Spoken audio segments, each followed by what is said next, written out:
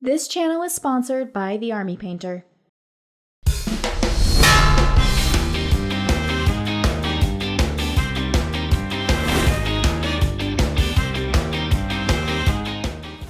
If you're a fan of the Night Lords, you're probably used to two things: your eyeliner running when you cry and having less than stellar rules. Typically, these have revolved around some variation of morale shenanigans, with maybe some movement tricks for good measure. Today we'll see if that cycle is broken, and if the Dread Talons Detachment lives up to the legacy of Aaron Dembski-Bowden's Night Lords novels. Awe Dominus Nox, y'all! For detachment focuses, painting tutorials, and more, subscribe to us here on YouTube. To read more, head to goonhammer.com. Link in the description. Detachment Rule: Terror Descends. In the Battle Shock step of your opponent's command phase, if an enemy unit that is below its starting strength is within 12 inches of one of your Heretic Astartes units, they have to take a Battle Shock test. They don't have to take any other tests this phase. Each time an enemy unit within 12 inches of one or more of your Heretic Astartes units takes a Battle Shock test, subtract 1 from the result. Most armies have leadership 6 or 7 across the board, and even with that -1 modifier, they're gonna be passing more of those than they're failing.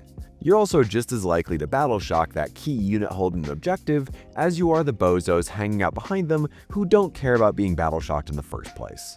It's got more utility against armies with loads of low leadership units like the Astra Militarum, but that's often mitigated by hordes who can stack multiple units on objectives or attach characters to units. If it does pop off, you can really mess with your opponent's plans, but it's too variable to really count on. If you do plan to build around this, and we'd caution you not to, but we know what kind of sicko is watching this video, the best way to do so is by stacking modifiers, such as with Raptors and Noise Marines, and finding ways to force more than one test per turn. The best way to get around that variability is just to force more and more leadership tests. That said, battle shocking an opponent on your turn has limited value, and you have more reliable ways of turning off stratagems, such as through Cypher or the Nemesis Claw unit.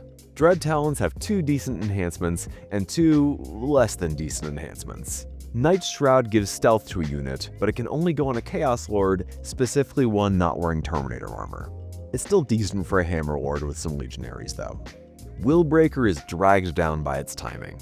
It forces a Battle Shock test on a unit after its bearer's unit has fought in the fight phase. That's too late to trigger any of your stratagems or effects which require targeting a Battle Shocked unit, and because Battle Shock wears off at the end of the turn, it won't carry into your opponent's command phase to prevent them from scoring. It might flip an objective for some end-of-turn objectives on your side, or open up an opportunity for a second unit to attack, but the timing really hampers this one. Warp Field Thrusters is equal parts thematic and useful, letting you take a Jump Pack Chaos Lords unit and put them into reserves, if they're not in engagement range. It combos well with other tools in this detachment, and it's great on a solo lord for objective play, or with a unit of Raptors to really get some mobility. Eater of Dread lets you roll a die and generate a command point on a 5-up, adding 1 for every battle-shocked enemy unit. It's okay, but it banks on a lot of variables to actually work. It's a good thing you're wearing a jump pack, because you're gonna have to jump through a few hoops to use these stratagems. Depthless Cruelty is a boost to a unit's AP in the fight phase, provided their target is battle-shocked or below half strength. It's tailor-made for Raptors who need that extra AP to be effective, but also force Battle Shock tests at the start of the fight phase. It's a little shaky since you don't know if you'll be able to count on it, but when it works, it works. Relentless Terror lets an infantry unit fall back and charge. That's always useful and great for letting you pick when and where you want to engage with enemy units. Plus, fighting first is always a good thing. Bloody Example causes a Battle Shock test on every enemy unit within 12 inches of your dudes after they kill an enemy character. If you can pull it off during your opponent's turn, it could flip some objectives for your own turn, but the timing is really rough here. It's a big hoop to jump through for very little payoff, and it could have just been another part of the detachment ability. Screaming Descent lets a jump pack unit deep strike outside 6 inches of enemy units, but they can't charge. It also forces a Battle Shock test on one infantry or mounted unit within 9 inches. It's good for fitting into tight spaces to steal objectives, perform an action, or get a few meltaguns onto a unit in the backfield, but your jump pack units are pretty fragile, so be mindful where you drop them. Pitiless Hunters gives full hit and wound rerolls to an infantry unit shooting a Battle Shock unit, or one below half strength. Havocs, Obliterators, Noise Marines, Plague Marines, and Rubric Marines can get some use from this, but most of your shooting threats in this army are vehicles which can't use this stratagem. Since it requires the enemy unit to be battle-shocked or already depleted, it's likely not going to see use until late in the game. It's honestly miserable to try and build around this stratagem, so look at it more as a very situational buff. Merciless Pursuit is the closest thing to a gotcha that this detachment's got. When an enemy unit falls back, one of your infantry units within 6 inches can charge them. Even if you don't get a charge bonus for them, it can really gum up the works and cause some problems for your opponent. Keeping opponents tied up and in the grip of your combat units is crucial, so any tools that help you do this are really valuable. It's also free movement, and this is good enough that opponents will have to think twice about making a fallback move at all, and that's the best place to be. So what's the best way to play Night Lords in the 10th edition Chaos Space Marine Codex? As Red Corsairs using the Renegade Raiders detachment. But if you're still invested in making this one work, there's a few ways you can go about doing that. Generally, treat the detachment rule like a nice bonus, and not something you actually build around. That said, when you do play this detachment, you can get some interesting mileage out of just doing chip damage to every unit in your opponent's army, forcing them to take battle shock tests as early as possible once you get inside of 12 inches with your units. If you won't heed our warnings and actually do want to commit to the leadership gimmick, there are a load of ways to stack these effects.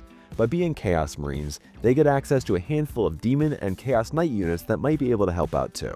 An infantry unit hit by the Cultist Firebrand's Flamer in the shooting phase has to take a battle shock test. Wing's Demon Princes cause a battle shock test to one unit they moved or advanced over. Enemy units within 6 inches of Harken Worldclaimer during the opponent's command phase have to take a battle shock test if they're below starting strength, but it doesn't cause 2 tests, so it doesn't stack with your detachment rule. An enemy unit hit by Noise Marines in your shooting phase has a -1 to battle shock tests until your next shooting phase. Plague Marines with an Icon of Despair cause a -1 to enemy leadership within 6 inches.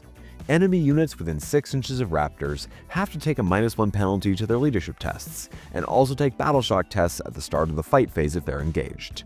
An enemy unit hit by a Sorcerer has to take a leadership test, and if they fail, they take D3 mortal wounds. The Khorne Lord of Skulls forces tests after killing units in the fight phase, while the Skull Cannon forces a battle shock test for an enemy unit hit in the shooting phase. Enemy units within 6 inches of the Poxbringer model take battle shock tests at -1, and Sloppity Bilepiper forces battle shock tests against all enemy units within 6 inches at the start of the fight phase.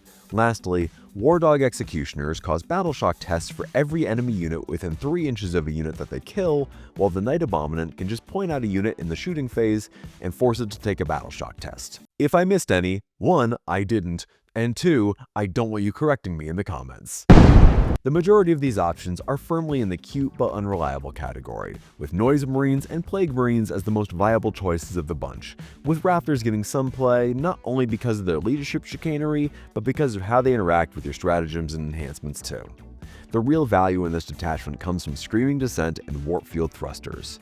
Warp Field Thrusters lets you pull the kinds of uppy-downy tricks that have become common in other armies, scoring easy victory points for position-based secondary objectives, while Screaming Descent gives you the ability to squeeze into tight spaces and contest objectives, or score even when an opponent is attempting to screen you out. Unfortunately, you need to be within 6 inches to get the extra leadership debuff from Raptors, so it doesn't really combo with their data shoot ability.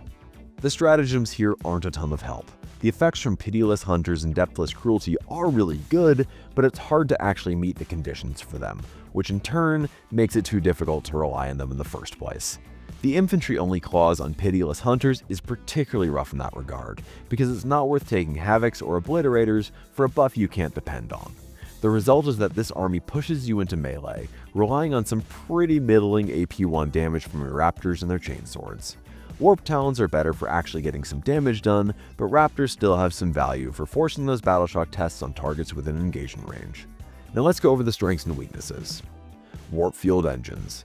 It gives you a key uppy-downy action piece missing from most Chaos Marine armies. Screaming Descent. A 6-inch deep strike lets you fit into some tight gaps, forcing opponents to play tighter to screen you out. Tactical Cowardice. You have tricks to both fall back and charge and chase down fleeing units to staying locked in combat. Now unfortunately, as we have been banging this drum all video long, you can't count on Battle Shock, and even when you do Battle Shock a unit, it might not be the one you wanted. Infantry buffs. Your buffs are usually locked to infantry instead of your actual heavy hitters, and usually rely on jumping through a few too many hoops to work. Defense. There's no defensive buffs outside of a single enhancement. Night Lords are back where they usually are, crying in the corner with a flavorful detachment that absolutely pales in comparison to most of the rest. There are some fun tools here and some interesting options for helping you do actions and score secondary points, but nothing here is better than what you can get from other detachments. Unless you have something to prove, you can probably skip this detachment while playing competitively. Renegade Raiders is probably going to do more work for you. If you want to read more about this detachment and check out a sample list, head over to goonhammer.com. Now why don't you murder, death, kill that subscribe button and support us on Patreon to ensure we keep making videos like this one. You also get Discord access, extra features on tabletop battles, and bonus podcasts. I've been Edgelord McLightning Claws, and I've got a Hot Topic gift card burning a hole in my wallet. Thanks for watching.